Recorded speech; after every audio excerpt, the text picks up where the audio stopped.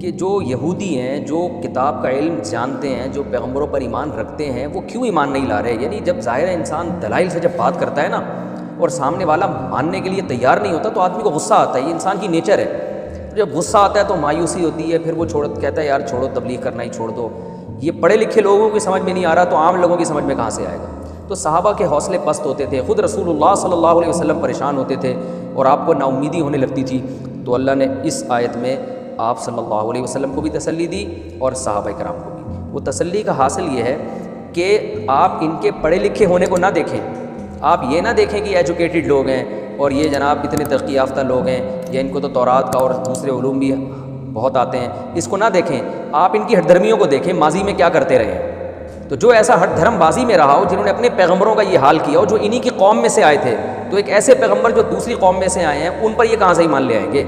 تو اس لیے ان کی جو ہے نا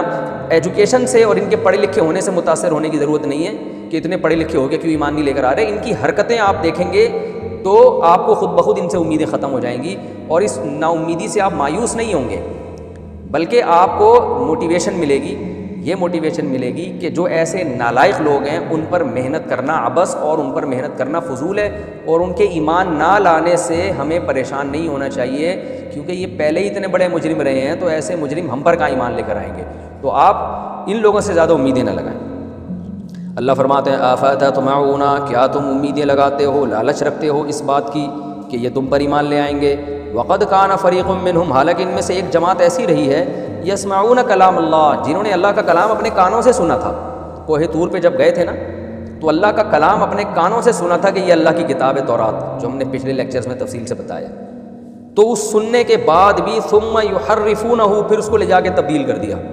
تبدیل کیسے کیا کہ بنی اسرائیل نے جب دیکھا تورات کے احکام مشکل ہے تو یہ 70 گواہوں نے جا کے کہا کہ اللہ نے ہمیں یہ تو بتایا تھا کہ یہ تورات ہے، مگر ساتھ ساتھ یہ بھی کہا تھا کہ جو مشکل لگے اسے چھوڑ دینا، جو حکم آسان لگے اس کو فالو کر لینا۔ تو اللہ فرماتے ہیں انہوں نے اس کلام کو بھی چینج کر دیا تھا، من بعد ما عقلوہ، حالانکہ وہ اس کلام کو سمجھتے تھے،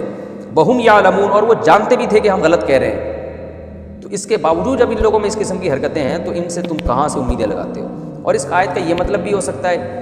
کہ اس سے وہ والا کلام مراد نہ ہو بلکہ تورات مراد ہو، کہ یہ تو تورات کو اپنے کانوں سے سنتے ہیں، اس کے بعد ان کے علماء اس میں سمجھنے کے باوجود تحریف کر دیتے ہیں، ان کو پتہ ہے کہ اس آیت کا یہ مطلب نہیں ہے مگر اس مطلب کو چینج کر دیتے ہیں، تحریف کر دیتے ہیں۔ تو جو اپنی کتابوں کے ساتھ جنہوں نے یہ حشر کیا ہو، جن کو ہدایت ملی ہو، جس کتاب کو واقعی اللہ کی کتاب یہ مانتے ہوں، تو اس کے ساتھ جب یہ حشر کر رہے ہوں گے تو تمہاری کتاب کو تو یہ تسلیم نہیں کر رہے ہیں، تو اس کے ساتھ کیا حشر کریں گے اور اس پر کیسے ایمان لے کر آئیں گے؟ تو اس لیے ان کی ایجوکیشن کو، ان کے پڑھے لکھے ہونے اور ان کے ایمان والے ہونے کو مت دیکھو، بلکہ ان کی حرکتوں کو دیکھو گے تو تمہیں پتہ لگے گا کہ یہ جو ایمان نہیں لے کر آ رہے تو یہ اسلام کا قصور نہیں ہے یا تمہاری تبلیغ کا قصور نہیں ہے، بلکہ یہ ان کا اپنا قصور ہے۔ وَإِذَا لَقُوا الَّذِينَ آمَنُوا، اور اللہ فرماتے ہیں ایسے نالائق ہیں جب ایمان والوں سے ملتے ہیں، قَالُوا آمَنَّا، کہ منافقین بھی سارے یہودیوں میں ہی ہوا کرتے تھے، مفاد کے لیے ایمان والوں سے کہتے تھے ہم ایمان لے آئے، اور جب بعض ان میں سے ایک دوسرے کے ساتھ ملتے ہیں، یہ اس آیت کا شان نزول یہ ہے کہ یہودی جو تھے نا یہ خوشامدی بھی ہوا کرتے تھے، کیونکہ دنیا کی لالچ ان کے دل میں بہت تھی، تو جہاں مل رہے ہیں اس کے منہ پہ اسی کی سی بات۔ مسلمانوں سے ملتے تو کہتے ہم آپ کے ساتھ ہیں تاکہ مسلمانوں کو جنگ میں فتح بتاؤ تو ہمیں غنیمت ملے اور مسلمان ہمیں مارے نہیں، اور یہودیوں سے ملتے اپنے ہی قبیلوں سے جا کے، بہت سے یہودی ایسے تھے تو کہتے تھے ہم آپ کے ساتھ ہیں۔ اب جب مسلمانوں سے ملتے نا تو ایک گڑبڑ یہ کرتے تھے کہ مسلمانوں کو تسلی دلانے کے لیے کہ ہم بالکل آپ کے ساتھ ہیں، تورات کی وہ آیتیں جن سے اسلام کا برحق ہونا اور رسول اللہ صلی اللہ علیہ وسلم کا سچا نبی ہونا ثابت تھا، وہ آیتیں ان کو بتا دیا کرتے تھے نمبر بنانے کے لیے۔ جیسے ہوتا ہے نا، آپ بعض دفعہ دل سے کسی کے ساتھ نہیں ہوتے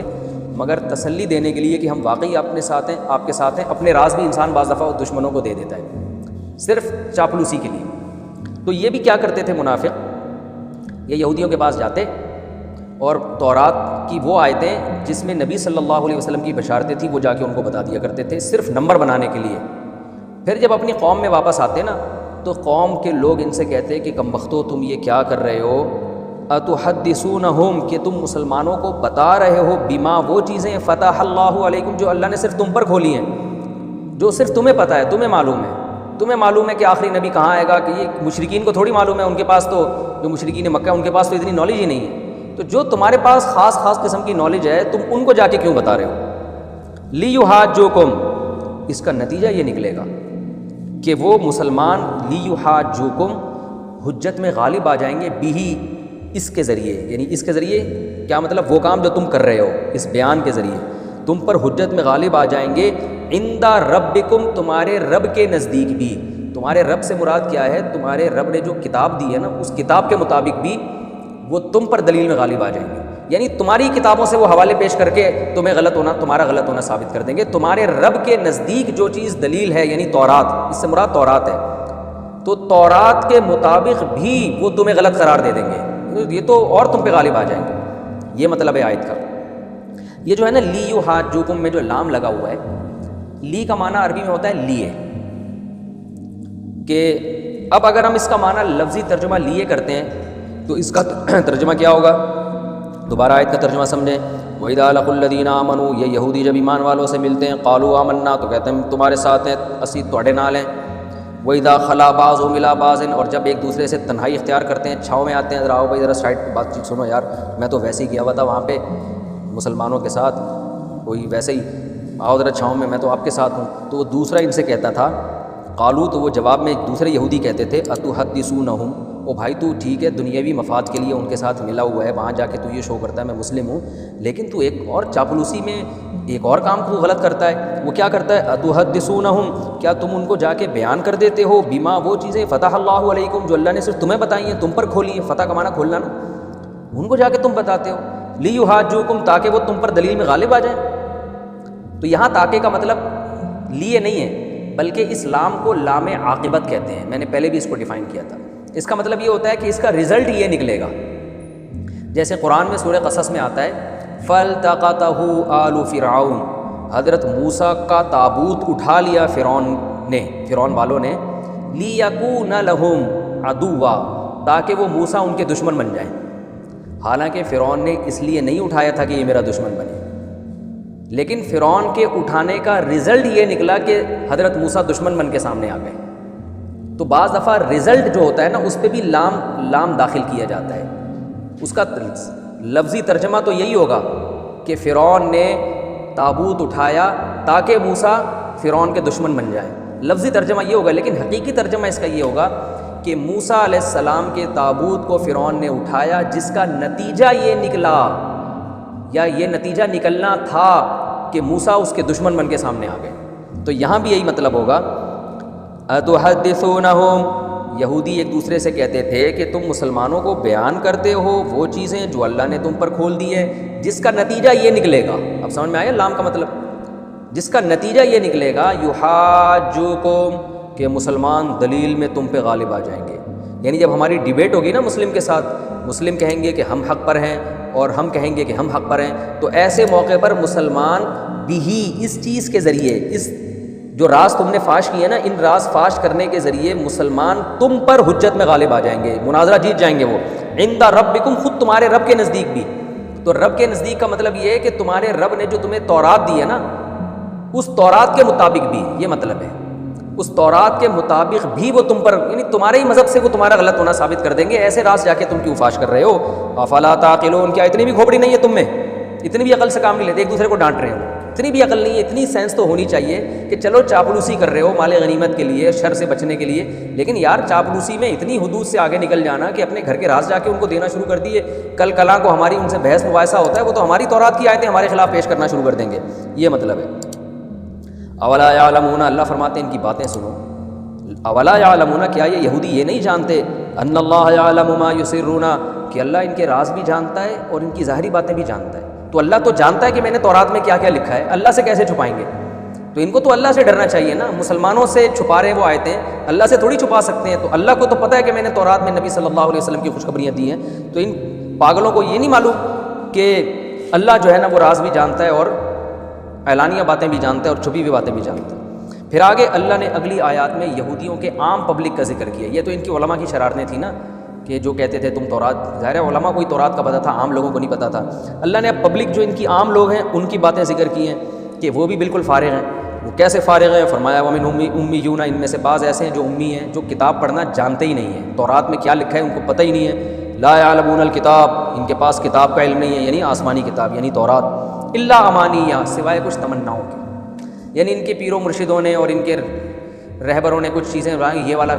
یہ کر لو گے تو تم جنت میں چلے جاؤ گے، اور یوں ہو جائے گا تو جنت میں چلے جاؤ گے، اور تم تو ویسے یہودی ہو، یعقوب علیہ السلام کی اولاد ہو، تم تو جاؤ گے ہی جاؤ گے۔ تو کچھ تمنائیں ہیں جس میں ڈال دیا ہے، یعنی وہ بھی کتاب کو فالو نہیں کر رہے۔ میں جب یہ آیت پڑھتا ہوں تو واقعی وہ حدیث کی تصدیق ہوتی ہے۔ نبی صلی اللہ علیہ وسلم نے فرمایا لَتَتَّبِعُنَّ سُنَنَ الَّذِينَ مِن قَبْلِكُمْ، تم لوگ بھی اسی راستے پہ چلو گے جس پر پچھلی امتیں چلی ہیں۔ تو آج بھی جو باطل علماء ہیں، جو باطل اور جاہر پیر ہیں، انہوں نے عوام کو تمناؤں میں ڈال دیا ہے۔ یہ والی آیت اتنی دفعہ پڑھ لو تو یہ ہو جائے گا، یہ والی صورت اتنی دفعہ پڑھ لو تو یہ ہو جائے گا، یہ سارے کام بن جائیں گے، فجر کے بعد 26 دفعہ یہ پڑھو گے تو 365 دفعہ یہ پڑھو گے تو یہ ہو جائے گا۔ جو قرآن کے احکام ہیں اصل، جس میں عقیدے کے درست کرنے کو کہا گیا ہے، جس میں آپ کو یہ کہا گیا کہ سود حرام ہے، جس میں والدین کے ساتھ حسن سلوک کا حکم دیا گیا، جس میں ناحق قتل کرنے سے منع کیا گیا، جس میں وراثت بہنوں کو دینے کا حکم دیا گیا، جس میں کسی کا 1 روپیہ بھی کھانے کو حرام قرار دیا گیا، جس میں یہ بتایا گیا کہ یتیم کا مال جو کھاتا ہے آگ میں انگارے ڈال رہا ہے، پیٹ میں آگ کے انگارے ڈال رہا ہے وہ، اور جس میں زنا کو برا قرار دیا، جس میں نظروں کی حفاظت کا حکم، وہ آیتیں عوام کی نظروں سے کیا ہیں؟ اوجھل۔ بس یہ ہے کہ عمرہ کر لیا، حج کر لیا، اور بکرا کاٹ دیا، اور فلاں وظیفہ اتنا پڑھ لیا، پیر صاحب کے پاؤں چوم لیے، ہاتھ چوم لیے، اور یہ چند ایک چیزیں۔ تو یہ بالکل سیم قرآن یعنی اس آیت میں انہی حالات کی عکاسی کر رہا ہے۔ وَمِنْ أُمِّيُّونَ، ان میں بہت سے ان پڑھ ہیں، لا يعلمون الکتاب، قرآن جانتے ہی نہیں، یعنی تورات جانتے ہی نہیں، الا امانیہ، کیا جانتے ہیں؟ کچھ تمنائیں، تمنا کی باتیں ان کے یہودیوں نے سکھائی ہوئی ہیں، یہ کر لو تو یہ ہو جائے گا، یہ کر لو تو یہ۔ ان کو یہ نہیں بتایا کہ بھائی سب سے پہلے ایمان ضروری ہے، اور آخری پیغمبر کی یہ علامتیں ہیں، اس پیغمبر پر ایمان لائے بغیر تم جنت میں نہیں جا سکتے۔ حضرت عیسیٰ پہ بھی ایمان لاؤ، حضرت موسیٰ پہ بھی، اس پیغمبر پر بھی، پھر سود سے بھی بچو، جو یہودی جو سود لیتے ہیں اس سے بھی بچو، زنا سے بچو، اور بہت سارے احکام۔ تو اللہ اس سے دیکھو یہ پتہ چلتا ہے کہ کتاب کا علم کتنی بڑی نعمت ہے۔ تو آپ لوگ بھی جو ہے نا اس آیت کو سن کے ایک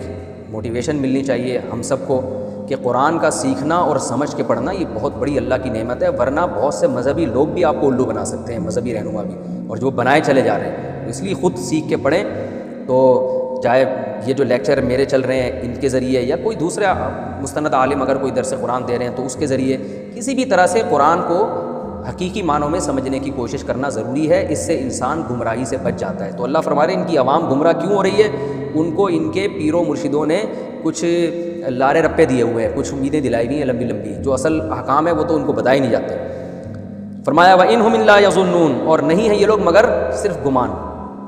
یعنی ان کے پاس اپنی بات کے برحق ہونے کے دلائل نہیں ہوتے، محض ایک گمان پہ پوری قوم چل رہی ہے کہ جی ہم چونکہ یعقوب علیہ السلام کی اولاد میں یہودی ہے تو سیدھا سیدھا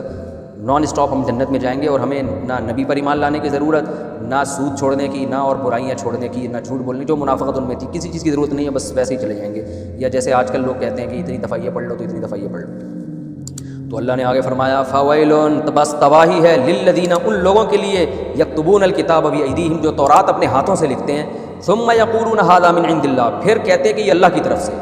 یعنی اللہ فرماتے ہیں ان عوام کو گمراہ کرنے والے یہود کے علماء ہیں، تو تباہی ہے ان علماء کے لیے جو عوام کو گمراہ کر رہے ہیں۔ اور کس طریقے سے؟ اس میں ایک طریقہ یہ بھی ہے کہ اپنے ہاتھ سے آیتیں لکھتے ہیں اور پھر کہتے ہیں یہ اللہ کی طرف سے، یعنی ان میں تحریف بھی کر رہے ہیں۔ تو لیشتروا بہ ثمنا قلیلا، تاکہ اس تحریف کے ذریعے دنیا کے چند ٹکے خرید لیں، کیونکہ عوام کو جب آپ عوام کی جیسی باتیں کرو گے جس سے عوام خوش ہوتی ہے تو ہدیے نذرانے بھی ملتے ہیں۔ تو یہود یہ معنوی تحریف بہت کرتے تھے، تفسیروں میں گڑبڑ کر دیا کرتے تھے تاکہ پبلک خوش رہے اور ہدیے نذرانے ملتے رہیں۔ تو اللہ فرماتے ہیں تاکہ یہ ہدیے نذرانے لیتے رہیں لوگوں سے، یہ ان کے لیے تباہی ہے۔ پھر اللہ نے فرمایا فویل لہم، تباہی ہے ان کے لیے، مما کتبت ایدیہم، جو ان کے ہاتھ لکھ رہے ہیں، جو غلط تفسیریں لکھ رہے ہیں یا آیتوں کی غلط تشریح کر رہے ہیں، اس کے لیے بھی، اس پر بھی ان کے لیے تباہی، وویل لہم مما یکسبون، اور ایک اور تباہی اس کمائی کے لیے بھی جو یہ کر رہے ہیں، یعنی غلط سلط تشریحات تورات کی کر کے جو پبلک سے ان کو پیسہ مل رہا ہے، اس پیسے کی وجہ سے بھی ان کے لیے تباہی ہے۔ تو آخرت میں تباہی در تباہی در تباہی، 3 تباہیوں کا ذکر کیا، ایک تورات میں تحریف، دوسری اس کے ذریعے چند ٹکے خریدنا، ٹھیک ہے نا، دو تباہیوں کا اللہ نے ذکر کیا۔ تو اللہ فرماتے ہیں ان دونوں وجہ سے ان کے لیے تباہی ہے۔ اللہ تعالیٰ سمجھنے کی، عمل کی